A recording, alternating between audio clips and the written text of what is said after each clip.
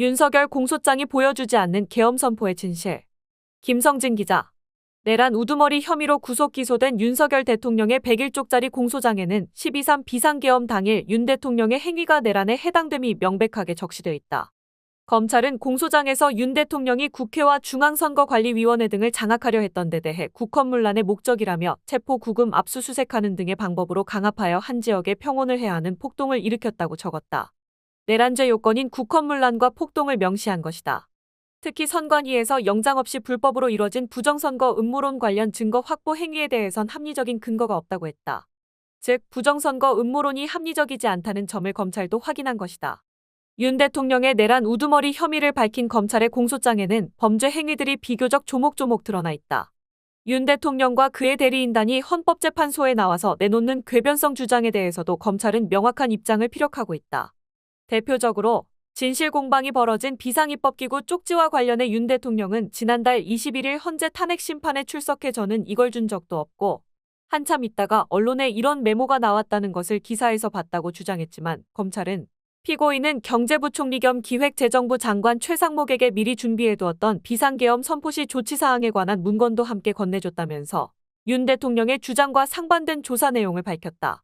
특히 검찰은 비상입법기구 쪽지에 국가비상입법기구 관련 예산 편성한 것 등이 기재되어 있었다며 국헌문란 행위가 계엄 당일 이뤄졌음을 재차 강조했다. 또 검찰은 비상입법기구 쪽지 등을 주고받은 국무회의가 절차에서부터 문제가 있었다고 지적했다. 검찰은 해당 국무위원이 대통령실로 소집된 이유와 안건의 내용이 무엇인지조차 파악할 수 없는 상태에서 비상계엄 선포에 대한 대통령의 일방적인 통보만 있을 뿐 비상계엄에 대한 실질적 논의가 전혀 이루어지지 않았으며 국무회의의 간사인 행정안전부 의정관에 의한 국무회의록도 전혀 작성되지 않았다면서 공소장에 하자 있는 국무회의 법령에 위배된 국무회의 절차라고 명시했다. 윤 대통령과 김용현 전 국방부 장관 쪽이 계엄 당일 국회의원이 아니라 국회의원을 끌어내라고 했다는 궤변에 대해서도 검찰은 피고인은 국회의사당 본회의장에 모인 국회의원 수가 계엄 해제 요구한 의결 정족수에 가까워지자 재차 이진우 수도방위사령관에게 전화하여 아직도 못 갔냐? 뭐 하고 있냐? 문 부수고 들어가서 끌어내. 총을 쏴서라도 문을 부수고 들어가서 끌어내라고 지시했다라고 적었다. 계엄 해제를 막기 위해 국회의원을 끌어내라는 지시를 윤 대통령이 했다고 공소장에 적시한 것이다. 나아가 검찰은 윤 대통령이 홍장원 당시 국가정보원 1차장에게 전화해 봤지? 비상계엄 발표하는 거. 이번 기회에 싹 다 잡아들여. 싹 다 정리해.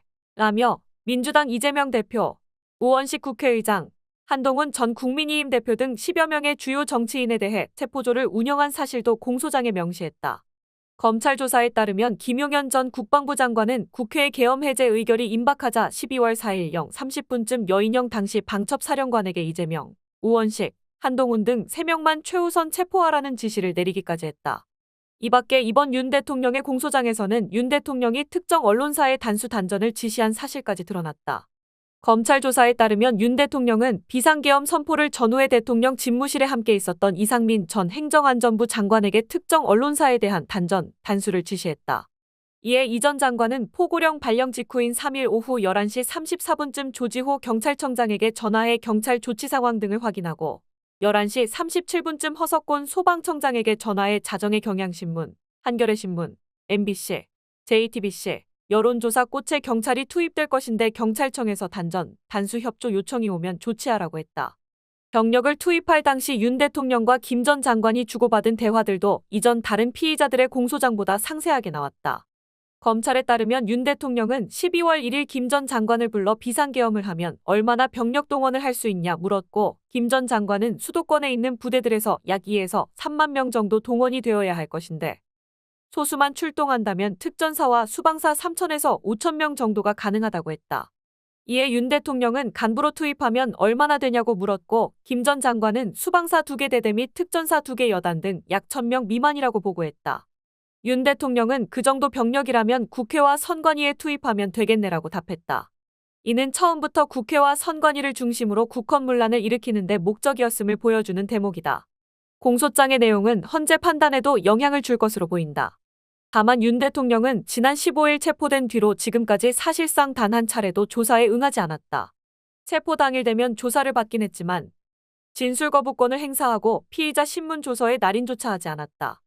이로 인해 윤 대통령의 공소장은 피신조서 한 장도 없이 만들어지게 됐다. 그렇기 때문에 이전의 다른 정치 사건 공소장과 비교해 상당 부분이 숨겨져 있다. 특히 범행 동기와 관련된 부분들은 상당한 의문이 남는다.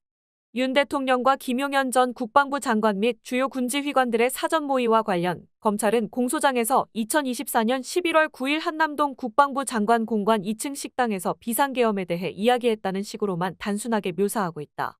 하지만 대면 조사가 이뤄지지 않아서인지 혹은 어떤 정치적 의도인지 알 수는 없지만 사건의 숨은 배경에 대해 공소장은 전혀 설명하지 않고 있다. 윤 대통령과 김 전 장관, 주요 지휘관들이 함께 식사를 하며 비상계엄을 논의한 11월 9일 닷새 전인 11월 4일 검찰은 공익제보자인 강혜경 씨의 PC에서 명태균과 김건희 씨의 카카오톡 및 텔레그램 대화 280개를 확보했다는 내용의 수사보고서를 작성했다. 이후 검찰의 수사가 확대될 조짐을 보이자 윤 대통령은 11월 7일 대국민 담화 및 기자회견을 열며 검찰 쪽에 모종의 가이드라인을 제시하지만 반성 없는 대통령의 태도는 성남 민심에 불만지른 꼴이 됐다. 대국민 담화 직후에도 검찰은 명태균 씨에 대해 수사에 착수했고 명 씨는 11월 8에서 9일 양일간 매우 강도 높은 수사를 받게 된다.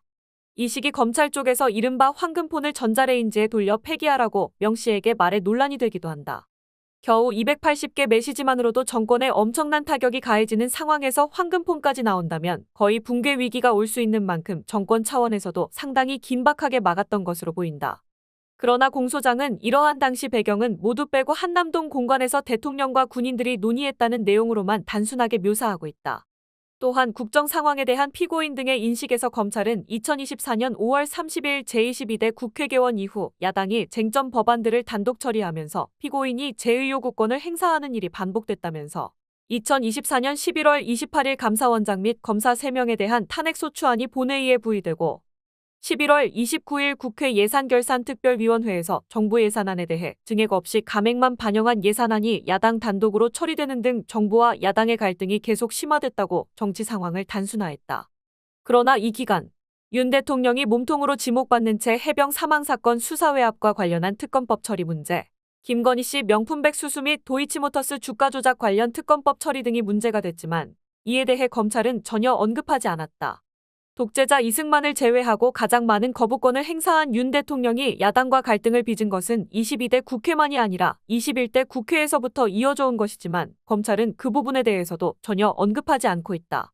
검찰은 공소장에서 비상계엄 비상대권 등에 대한 언급이 2024년 3에서 4월쯤, 즉 지난해 총선을 앞두고 처음 있었던 것처럼 묘사하고 있지만 계엄의 대상이었던 반국가 세력 종북좌파 등을 언급한 시기가 자유총연맹 행사가 있었던 2023년 하반기였다는 점 등을 고려하면 범행 준비는 그 훨씬 이전부터 이뤄졌을 가능성을 배제할 수 없다. 그러나 이 역시 공소장에서는 완전히 배제돼 있다. 무엇보다 계엄 당일 10여 명의 체포 대상 가운데 여권 정치인은 한동훈 전 국민의힘 대표가 유일한 것으로 파악되고 있다. 이는 지난 2023년 12월 한 전 대표가 국민의힘 비상대책위원장에 취임한 뒤 2024년 4월 총선을 치르고 7월에 다시 당대표가 되기까지 윤석열 김건희 부부와 겪었던 깊은 갈등과 연관이 있다는 게 정치권 중론이다. 한 전 대표는 계엄 당일 이재명 대표와 손잡고 계엄 해제 의결을 이끌기도 했다. 그러나 이러한 정치적 배경에 대한 언급도 마찬가지로 모두 빠져 있다. 이 밖에 공소장에는 외교안보라인 실세들의 이름이 오르내리지만 대통령실 국가안보실장보다 실세로 평가받는 김태효 국가안보실 1차장에 대해서는 언급이 단 한 줄도 나오지 않는다. 일각에서는 김건희, 명태균 등이 언급되는 자체가 김건희 관련 비리를 대놓고 무마한 검찰 입장에서 상당한 부담인 만큼 애초 언급을 하지 않았다는 해석이 나온다. 아울러 주요 인물들이 빠진 데 대해서는 내란 가담 군인들만 대거 사법처리 대상으로 상정한 검찰의 의도라는 해석도 나온다. 그러나 윤 대통령이 반복적으로 사건을 은폐 왜곡하려는 상황에서 계엄의 진실을 확인하기 위해서는 보다 광범위한 조사가 필요해 보인다.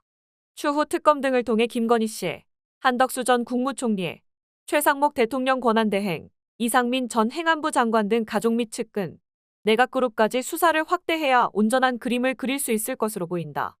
한편 서울중앙지법 형사합의 25부는 윤 대통령 사건의 첫 공판 준비 기일을 20일로 지정했다. 윤 대통령이 계엄에 대해 부정하지 않으면서 지속적으로 헌재 등에서 확신범의 모습을 보여주고 있고 증인도 차고 넘치는 만큼 피신조서는 없지만 내란 우두머리 혐의 입증에 큰 어려움은 없어 보인다. 공판 준비 기일은 정식 심리에 앞서 재판의 쟁점과 증거를 정리하는 절차로 피고인이 출석할 의무는 없다.